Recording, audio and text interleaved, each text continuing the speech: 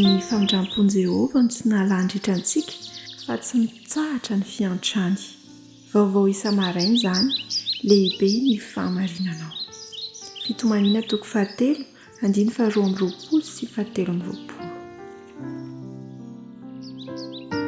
Ilay Andriamanitra fitiavana izay nanolotra ny zanany dia Jesosy Kristy hamonjy antsika, ilay fanahy masina izay nomena antsika ho mpananatra, dia miangavy sy mitalao amintsika isan'andro mba hanolorantsika ny momba antsika rehetra ho an'Andriamanitra. Zao nambaran'ny tenin'Andriamanitra amin'ny Lioka toko 9 andiny 2:30 manao hoe: aoka ho mpamindra fo ianareo mba ho tahaka ny rainareo mpamindra fo. Miangavy antsika Andriamanitra zany mba hanana ny toetra ny Kristy, toetra n'Andriamanitra mpamindra fo. Raha toa ka nanao mafy fo tamintsika Andriamanitra sy nanao hoe be marenina tamintsika Andriamanitra, inona ny fiafaran'ny fiainantsika? Ho very mandrakizay isika fa Andriamanitra mpamindra fo, miantra. Ary rehefa mpamindra fo Andriamanitra dia miangavy sy mitalao amintsika izy mba ho mpamindra fo sy mpiantra koa isika. Aoka ho ao amintsika ny toetra ny Kristy.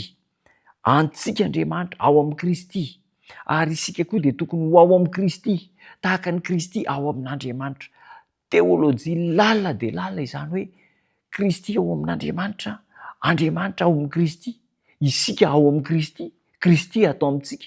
Ny tiana hatongavana izany dia izao, mba ho iray amin'ny Kristy isika, hanahaka ny Kristy, hitovy toetra amin'ny Kristy, ary dia tena hoe ho tafaray amin'ny Jesosy Kristy. Tsy ho andevon'ny fahotana intsony ny lehilahy sy ny vehivavy, raha toa ka manalavitra ny fitaomana manintona ataon'ny Satana izy ireo, ka mibanjina maharitra an' Jesosy Kristy mba hahita sy hahatakatra ny fitiavany. Rehefa mijery an'i Kristy isika dia ho lavitra antsika ny fahotana, ho tafaray amin'i Jesosy Kristy isika.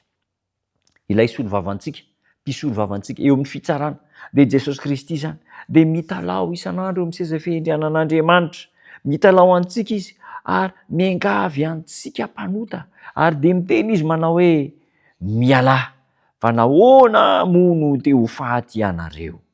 Nahoana no te ho faty isika? Nahoana no miraparapa makany amin'ny fahaverezana isika? Mialahy amin'ny fahotana, mialahy amin'ny faharatsiana, aza manaiky gejainy ny devoly isika. Tsy nataon'Andriamanitra ho azo tanterahana amin'ny alalan'i Jesosy Kristy ho antsika tokoa ve ny zavatra rehetra, mba hanasorana antsika ho afaka amin'ny famitahany Satana? Nataon'Andriamanitra ho olona mpandresy isika. Izao ny antso, izao ny ataka, izao ny fiangaviana ataony amintsika. Atolory any fonao, omeo any fonareo. Tiavan'i Jehovah Andriamanitra reo amin'ny fonao rehetra sy ny fananao rehetra ary ny herinao rehetra. Aoka ho mpamindra fo ianareo, tahaka ny rainareo mpamindra fo. Mpamonjy mora azo io Jesosy Kristy io.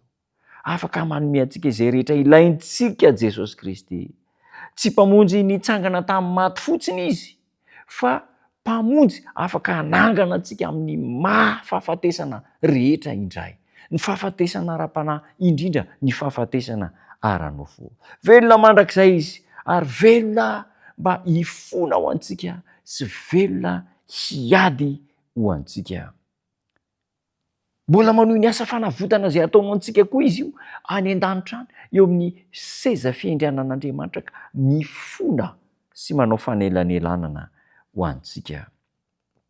Mbola mikendry ny seza fiandrianantsika mba ho atolotra ho antsika koa io Jesosy io, rehefa ho tonga ilay fotoana volamena ahafahany maka antsika ho any an-danitra. Ary mbola vonona hanatsotra ny tanany hanome antsika ny mandrakizay koa Jesosy io. Raiso Jesosy fa azo antoka ny famonjena.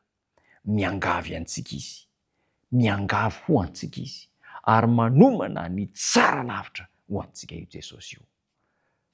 Aza misalasala, tapao ny hevitra, hiaraka amin'ny Jesosy manomboka androany hivavaka isika.